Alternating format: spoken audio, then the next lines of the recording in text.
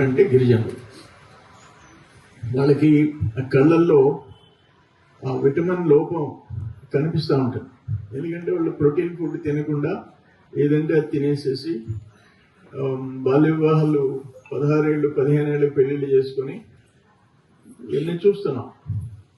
So ఈరోజు even Andhra Pradesh అనండి, భారతదేశం ఇల్లిటరేట్లో 90% ఎవరంటే ఎస్టీలు. అమాయకులు ఎవరంటే ఎస్టీలు. మంచోళ్ళు ఎవరన్నా కూడా వాళ్ళే, అందరికంటే మంచోళ్ళు, అమాయకులు కాదు. వాళ్ళ ఇప్పుడు ఎటువంటిదంటే వాళ్ళ తీరు, సరిగపల్లిలో ఒక 6 ఎకరాల 30 సెంట్లు 7-8 మంది గిరిజనులు, అది వాళ్ళది 35 లక్షల ఎకరం రెడ్డి గారు అమ్మేశారు.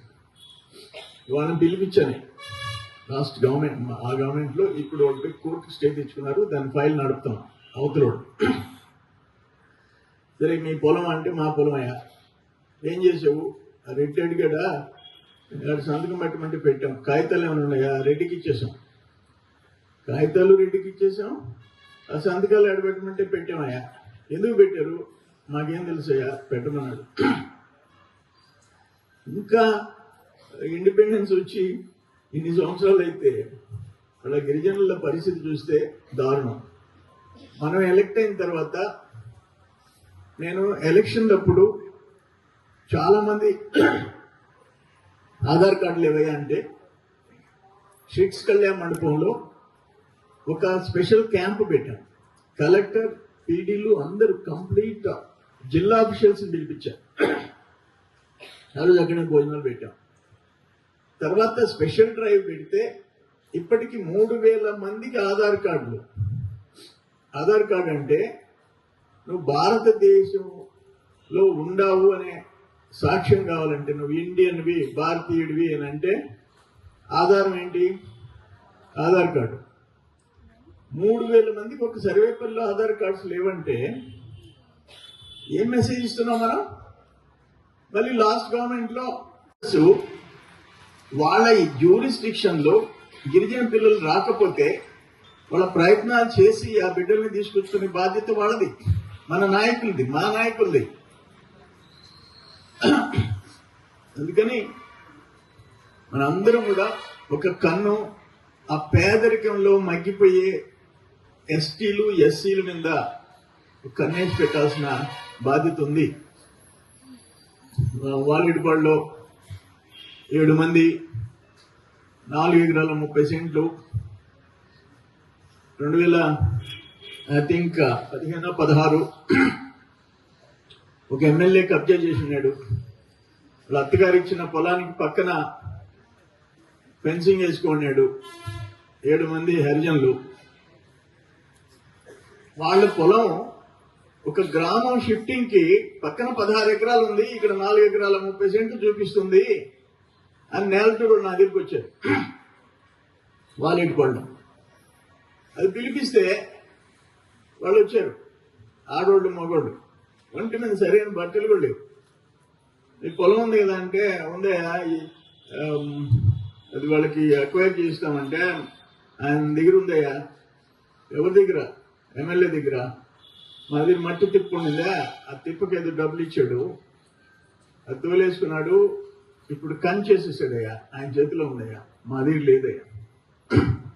ఏంటిది? వాళ్ళు ఎస్సీలు. నేను కలెక్టర్కి చెప్పి డిఎస్పీ, ఆర్టీఓ పోయి సర్వే చేయించి నెక్స్ట్ డే పగలగొట్టి హ్యాండ్ ఓవర్ చేశారు. ఈరోజు వాళ్ళు డైరీ ఫామ్ పెట్టుకొని పశువులు మేత దాంట్లోనే వేసుకుంటున్నారు. ఎంత ఎకరా? మినిమం 6-7 కోట్లు, అరౌండ్ 30 crores, 30 కోట్లు. ఇటువంటి ఎన్నో జరుగుతున్నాయి. పెద్దోళ్ళ చేతుల్లో మరుపూరు ఒక 60-57 ఎకరాలు ఈ చెట్లు వేసుకొని, పండ్ల చెట్లు, ఆ కొద్ది స్థలంలో కూడా పండ్ల చెట్లు ఎన్ని వేసుకోవాలో నేర్పిస్తున్నారు. 3 కోట్లు ఈ సంవత్సరం ఖర్చు పెడుతున్నారు, ట్రైనింగ్ ఇస్తున్నారు, ఇవన్నీ చేస్తున్నారు. దాదాపు 10 కాలనీలు 10 పామాయిల్ కంపెనీకి దత్తత ఇప్పించేశారు. ఈరోజు అక్కడి నుంచి చలివేంద్ర నుంచి 2.5 కిలోమీటరు 25 మంది గిరిజన బిడ్డలు ముత్కూరు హై స్కూల్కి పోతున్నారు. ఈరోజు మార్నింగ్ ప్రోగ్రామ్ అదే. అదాని కృష్ణపట్నం అదాని పోర్టోళ్ళకి చెప్తే ఒక వ్యాన్ అంటే శానిటేషన్కి ఒక వ్యాన్, ముత్కూరుకి ఈ పిల్లల్ని పంపించేదానికి ఒక వ్యాన్ వాళ్ళు ఇచ్చారు. ఆ గిరిజన బిడ్డల్ని స్కూల్కి తీసుకుపోయి మళ్ళీ సాయంత్రం వదిలేస్తారు. అట్లే దేవరతిప్ప గిరిజన కాలం నుంచి 3 కిలోమీటర్లు ముసనూరు వారిపాడు హై స్కూల్ వాళ్ళు బ్యాగ్ మెడలో వేసుకొని 3 కిలోమీటర్లు పోయి 3 కిలోమీటర్లు వస్తున్నారు. వాళ్ళకి ఒక వ్యాన్ కొనిచ్చేసాం. మార్నింగ్ వ్యాన్ డ్రాప్ చేస్తుంది, సాయంత్రం తిరిగి తీసుకుపోతుంది. గిరిజనులు సో వాళ్ళు స్కూల్కి పోవడమే కష్టం, 3 కిలోమీటర్లు నడవమంటే ఎవరు నడుస్తారు? ఇటువంటివన్నీ అంకుపల్లిలో గిరిజనవాడలో స్కూల్ లేదు, మెయిన్ స్కూల్ మూతపడిపోయింది. వాళ్ళు బస్సులు ఎక్కి పోవాల్సి వచ్చింది పులికల్లుకి. ఇక్కడక్కడ స్కూల్ ఓపెన్ చేయించేసాం. మళ్ళీ సిఎస్ఆర్ ఫండ్ కింద బిల్డింగ్ కూడా ఒక కంపెనీ చేత శాంక్షన్ చేయించేసాయి. 26 లక్షలు 28 లక్షలు అది కూడా నిర్మాణం జరిగింది. ఏంటంటే గిరిజన పిల్లలు, అది కూడా గిరిజన కాలం.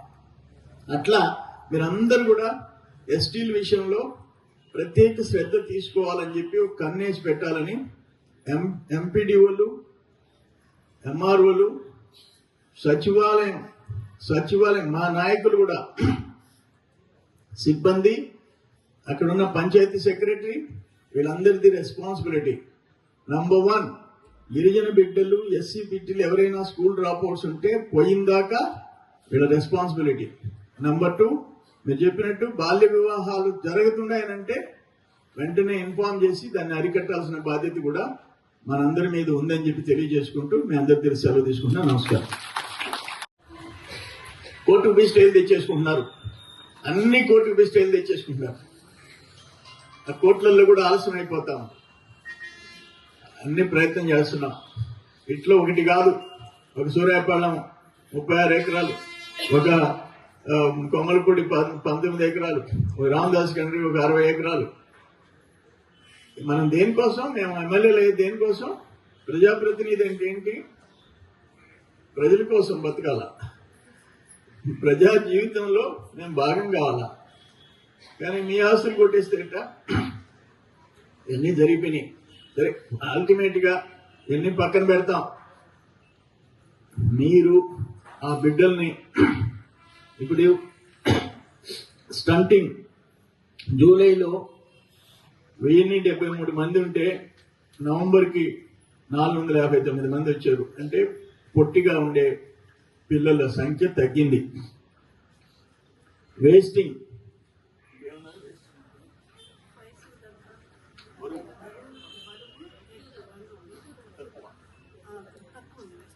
అండి 519 మంది వయసుకు తగ్గ బరువు, వయసుకు తగ్గ ఎత్తు లేకుండా ఉన్నోళ్ళు 519 మంది ఉంటే నవంబర్కి 303 మందికి వచ్చింది. జూలై నుంచి నవంబర్కి చాలా ఇంప్రూవ్ అయింది అంగన్వాడీ సెంటర్స్ వల్ల. అండర్ వెయిట్ 708 మంది ఉంటే 405కి వచ్చింది. ఇవన్నీ మీరు చేసే కృషి వల్ల.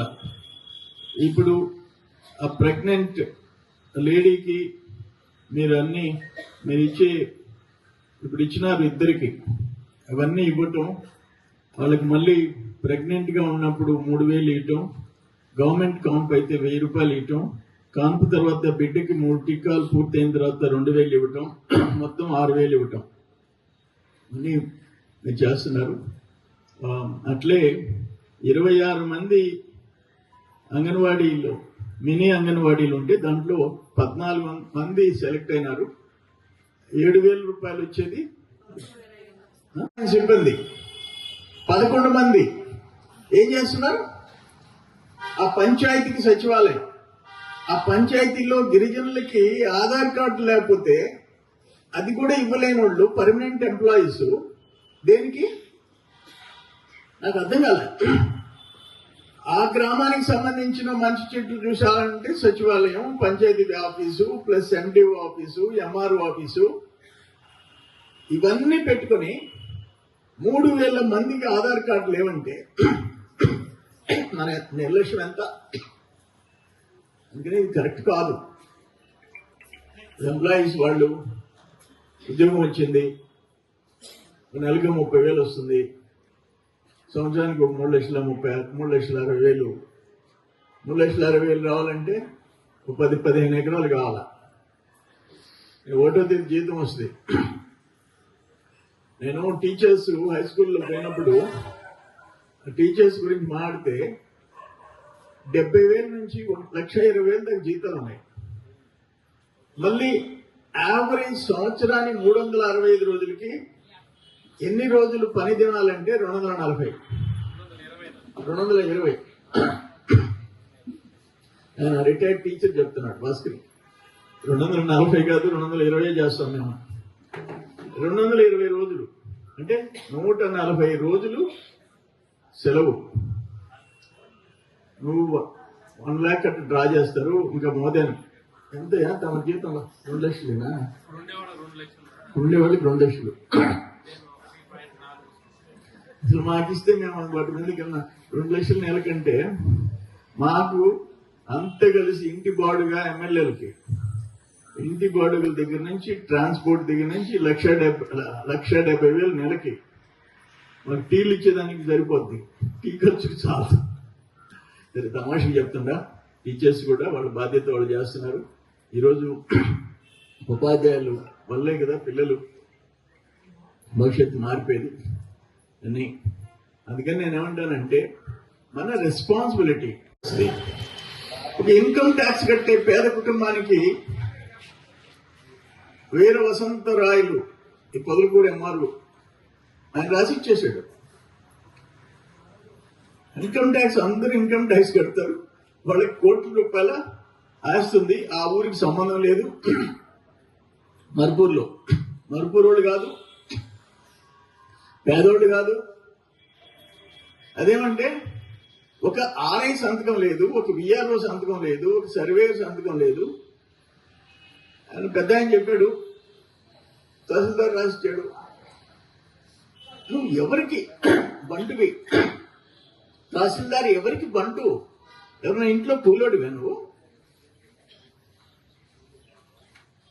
ఇంట్లో నా కూలి పని చేస్తున్నావా?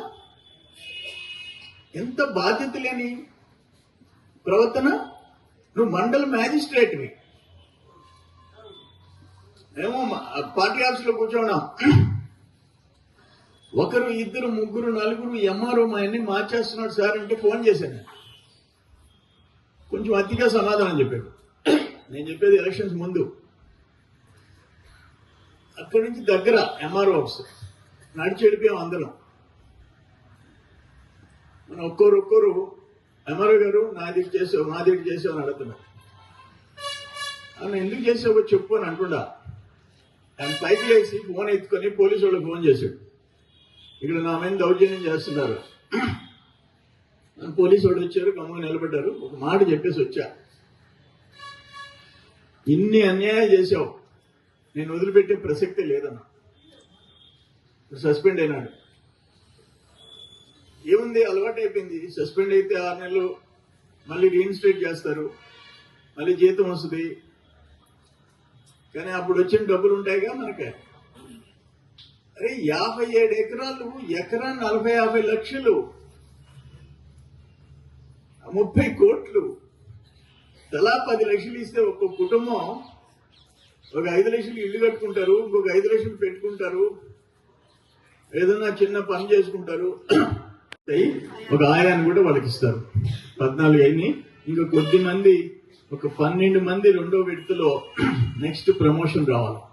తర్వాత అంగన్వాడీ బిల్డింగ్స్ కూడా కొన్ని శిథిలావస్థలోనూ కొన్ని ఇన్కంప్లీటెడ్ ఉన్నాయి. అవన్నీ కూడా వర్కౌట్ చేస్తున్నాం. అవి కూడా జరిగేటట్టు చూసుకుంటాం. ఏదేమైనా ఇప్పుడు